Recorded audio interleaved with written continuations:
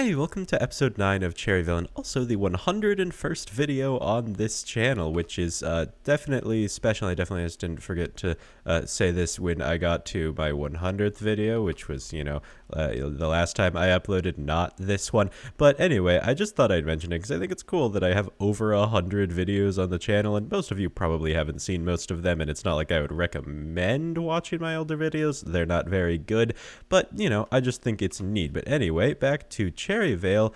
We're making a villager setup, or we've started making a villager setup, and it's going very slowly. I've made this wheat farm, which works pretty well in the course of the time between the last episode and now. It's gotten 338 wheat. The reason I've made a wheat farm is I need to turn that wheat into bread, so I can use that bread for a villager breeder. So that production chain is what we're going to keep working on today. Now, normally, to get wheat into bread, you just craft it, 3 wheat, 1 bread, done, nice and quick, and I could just make an auto-crafter with the create mod, but there's a much better way to do that. Instead of just like crafting the wheat into bread, that's 3 wheat to 1 bread, we can take a wheat, we can put it into a mill to crush it into flour. That flour can be washed into dough, I believe, yeah, and that dough can then be smoked and turned into bread. And you'll notice that is a 1-to-1 ratio, which is far better. And also, sometimes it has a chance to be 1-to-2. I think it's like 25% chance when you crush a wheat to actually get like 2 flour instead of just 1. So if I put in a full stack, we'll probably get much more than a full stack of bread, which is really neat. So we're going to build a bakery that's going to do this exact process, but of course completely automated. And actually, I think it must be more than a 25% chance, because for that almost a stack of wheat that I put in there, I actually got a stack and 26 bread, which is about a third, or about like 1.3 times. So I think it might be a 33% chance for getting 2 flour, or I just got lucky. But either way, let's get building on this bakery. And first things first, we need a location for this thing. I still have far too many options for this decision to be easy, but for this one, there's really only 2 criteria, and one of them is going to limit its location pretty well. That being that it has to be close to the wheat farm. If I have to make a giant item transportation line from this silo to like the other side of the valley, let's say, that's gonna suck, and I don't want to do it. So I'm going to make it close to here, specifically like within this radius, probably like really close, which narrows our options a whole lot. And the second criteria, aside from just kind of making sense in terms of where the build is, I'm not gonna like put it, I don't know, on top of a mountain, which is already out of like the radius, but it should make at least some amount of sense for a bakery to be there. The other criteria is to not mess up other builds, which I only include that because last episode when I built this wheat farm, I put little paths through it without thinking too much. It was like, oh yeah, have one go around this side of the lake, the other go around that side of the lake. I'm sure that'll be fine. There's definitely not a building there that now doesn't have a path going to it, and it's not like I can't get to that building, right? I can totally just like walk in front of my base and get like around the farm. Like I can do this, I can get there, but there's no pretty path going here, which isn't really that much of a problem. I'll make a path that comes down here and into it at some point, but like I don't want to do that again, so I'm gonna just try not to.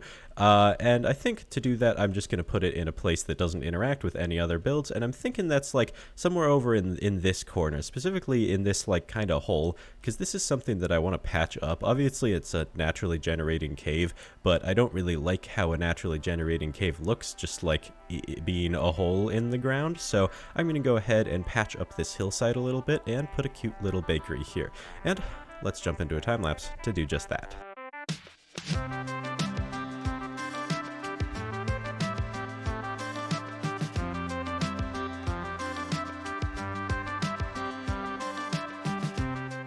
This is really cute. I love this build. I'm so glad I decided to make it outside instead of actually like making a hobbit hole and trying to put this like oven in the hobbit hole. It's just like cute little oven outside. We've got a little workstation to like knead the bread or something. Obviously none of that's actually gonna happen. It's just it's very cute. I don't know. Something about this build, I just really like it. I've also of course attached it to the path network, and instead of putting like anything on the sides of this path, I've just left it open for expansion. expansion, because I still need to have a path going this way, so that'll probably branch off of here. And then I also, I wanted to have a path going up here, but I didn't really leave room for that. So we might have a path that goes up and like loops around, which is kind of fine. I should probably have a path like going up around there, so the buildings that are up there have a path going to them. But, you know, other than that, I think it all turned out pretty well, other than, you know, the path not really being able to expand in the one direction I had in mind when I was designing this. But, you know, whatever. It's a good enough path, connects it to everything else, and it's very, very cute. And of course, it is also very functional. If we head back here, there is a bunch of create stuff, of course, powered by everyone's favorite cube mill. And of course, the rest of the system is all fully functional. We've pretty much got a dual like fan type setup here. So we have 4 fans here, and by default, they're blowing water into it, because the first thing that's going to come in here is flour, which needs to be washed. And then when that flour turns into dough, this thing's going to detect it, which is going to activate the sequenced gear shift, which is going to rotate these non-waterlogged roots out of the way, and it's going to put these 2 campfires where they are. So we'll be blowing through the water and then into the campfires, which actually cancels the water out, and we just get the campfires, which makes it cook the bread. So that all works pretty well. And then as for turning the wheat into flour, there's just a mill here. It's not hooked up yet, but the input of the wheat will just go straight into this mill, and it should work pretty well. And then there's these 2 auto arms, which pretty much just move things in and out of this depot, because there's just not enough like space around it to interface with it any other way. And I guess the next step is to hook this thing up, but there's actually one more thing I want to do before we do that, which is kind of part of the aesthetics of this build. So the actual bakery itself of this build is absolutely amazing. I like I ranted about earlier, I love this section. It's very cute. The part that needs work is actually up in this tree, which is completely empty, because the theory is this is like the workplace of the baker, and then they actually live up in the cherry tree. But the cherry tree isn't much of a living space right now, and that's because I think that the interiors I've been doing for the cherry trees kind of need a little bit of work. To look at this, let's specifically go to the one above the wool farm, because it's kind of the only one that's like really purely aesthetic. Like the rest of these actually just like have the functional bits in them. So this one is kind of just, it's just aesthetic. It just looks nice, but it's kind of, it doesn't really look nice. Like, look at this room, right? This is a bedroom, but it has like nothing in it. It's just all like pink bed, some pink carpet on the floor,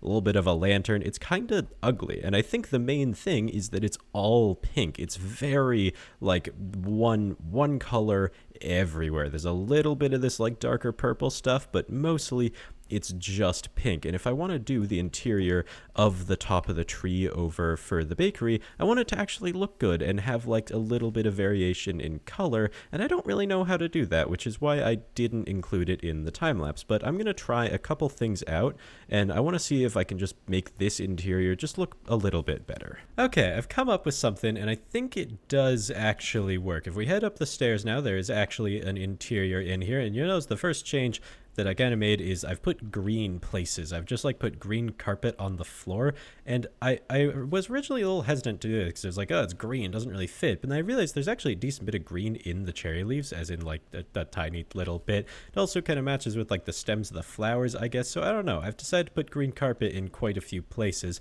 And then the second kind of major change is the roof. I've decided to put like stairs and trapdoors on the roof to make it look a little bit like reinforced. Also, it just differentiates it from the walls and the floor. So now the floor is kind of green, roof is like more this pale pink stuff, and then the walls are still the leaves. And if we head into this room, it's a lot more of the same stuff. The bed is green.